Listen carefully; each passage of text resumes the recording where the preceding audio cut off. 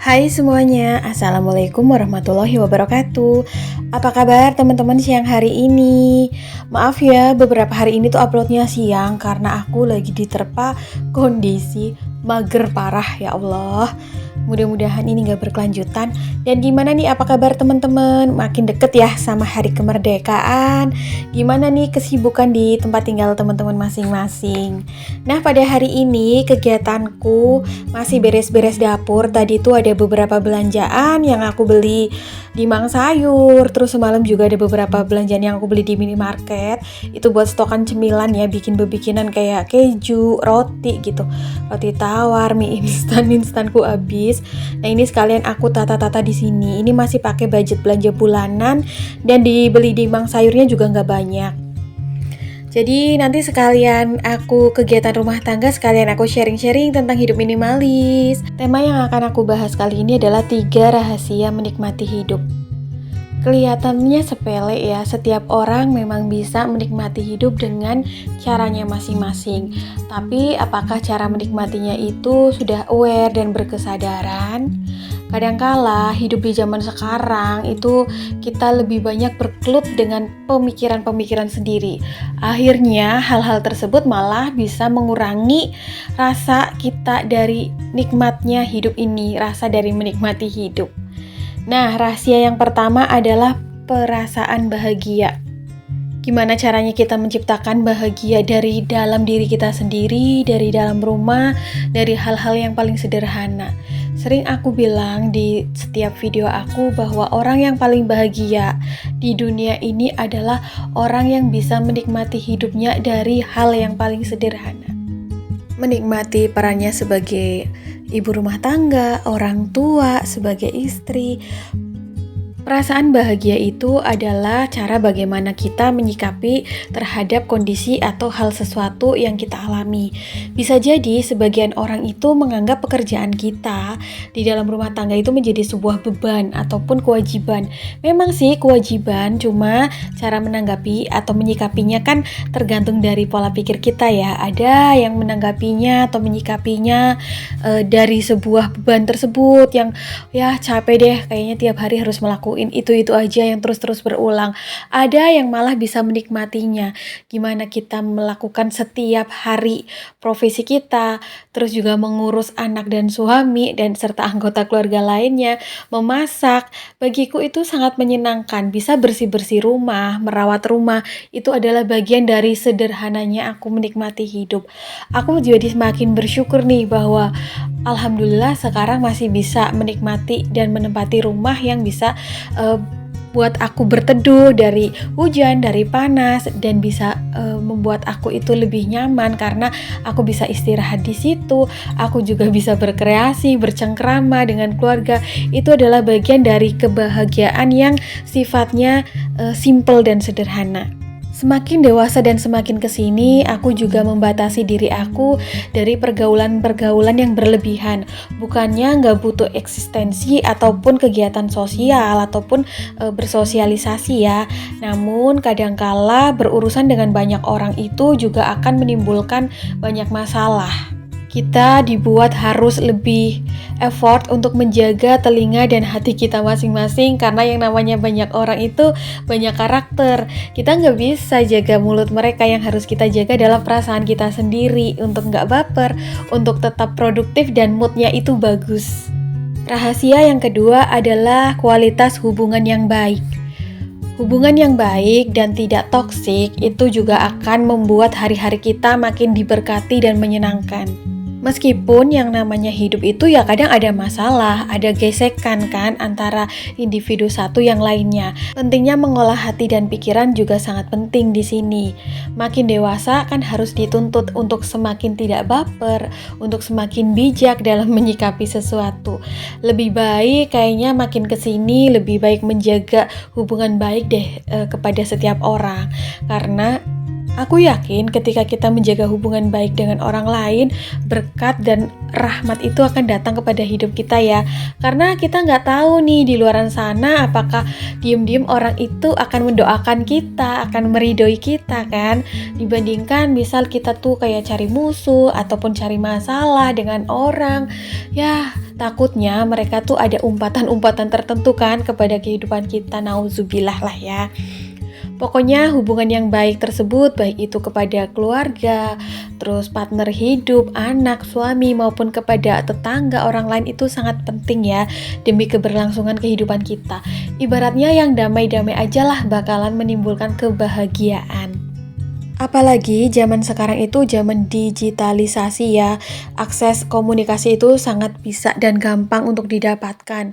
Contoh ringan yang akhir-akhir ini terjadi adalah ketika seseorang tidak sengaja untuk melakukan ataupun berbicara sesuatu yang menyinggung orang lain. Sekarang banyak sekali terbentuk grup-grup antara ibu-ibu komplek maupun ibu-ibu di dalam sekolah anaknya masing-masing gitu kan. Kadang-kadang ya semakin banyak orang berkumpul di situ juga semakin banyak gesekan, semakin banyak masalah. Akhirnya kita tuh kembali lagi dituntut untuk menjaga hati kita masing-masing. Ibarat kata kalau memang lingkungan tersebut kita anggap itu toksik ataupun tidak memberikan nilai tambah dan kedamaian pada hati kita, lebih baik kita yang menjaga diri kita sendiri.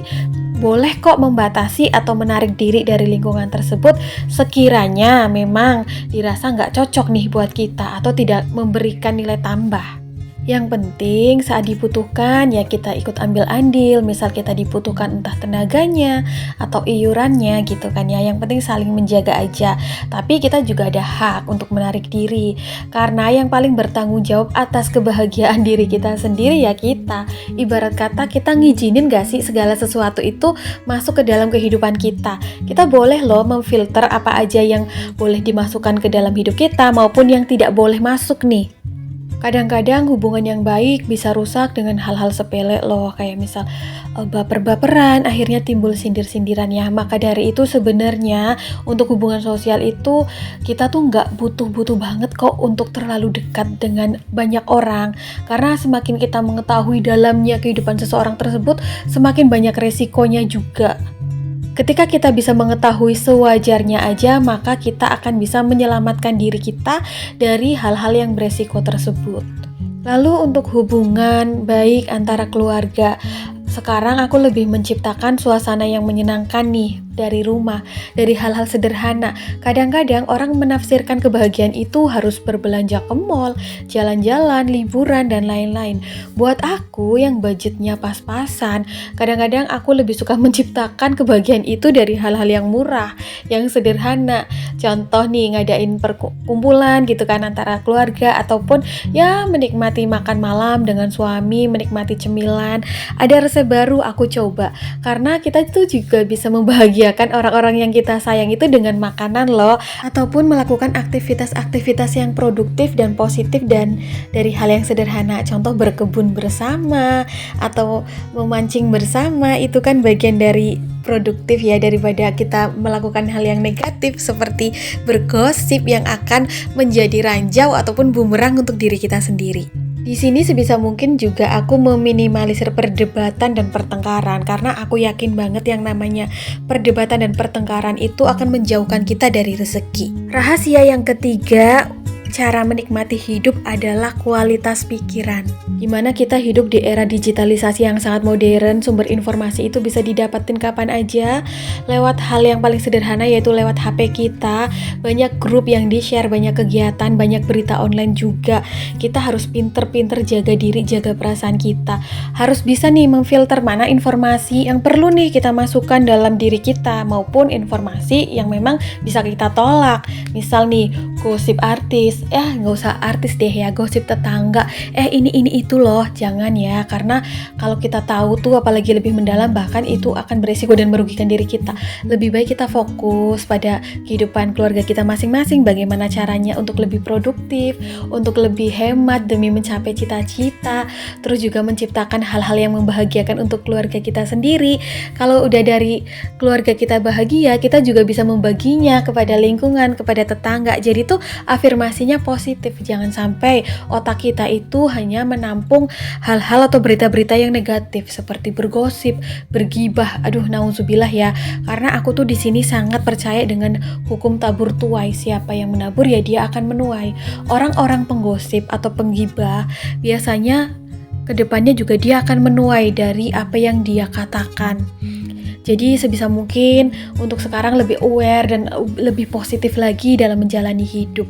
Kita bisa kok share misal masalah resep makanan di grup, ataupun kalau lagi ada acara kumpul-kumpul, bawalah cemilan dari rumah. Itu jauh lebih membahagiakan dan memberikan nilai tambah serta menjadikan tali silaturahmi kita kepada tetangga lebih erat. Karena bagaimanapun tetangga itu kan juga saudara terdekat kita ya. Kepada hubungan suami, anak, keluarga juga bisa ya. Jadi hindari hal-hal yang memang tidak perlu dan tidak bermanfaat untuk kita. Curhatan-curhatan yang memang sekiranya negatif itu nggak usah ditampung atau nggak usah diteruskan. Cukup ya kalau ada yang curhat ya kita dengerin, dan kalau memang beliau atau mereka minta nasihat ya kita nasehatin serta kita doakan. Tapi jangan ikut campur terlalu dalam juga ya. Kualitas pikiran ini sangat mempengaruhi kualitas hidup juga. Bagaimana kita bisa mengerem hal-hal yang memang kita butuhkan maupun hal-hal yang sebenarnya kita nggak butuhin. Belanja-belanja nggak perlu misalnya kan. Lebih baik kita memprioritaskan yang kebutuhan pokok aja. Keseringan nonton konten unboxing juga kadang membuat kita menjadi orang yang konsumeris, konsumtif gitu kan. Pikiran kita harus bisa ngerem nih atas segala keinginan kita. Harus imbang ya antara yang dibelikan juga yang ditabung. Nah teman-teman, itu dia 3 rahasia menikmati hidup versi aku. Mudah-mudahan apa yang aku sharing ini ada manfaat yang bisa diambil ya. Mohon maaf bila ada kesalahan kata maupun perbuatan. See you next video. Assalamualaikum.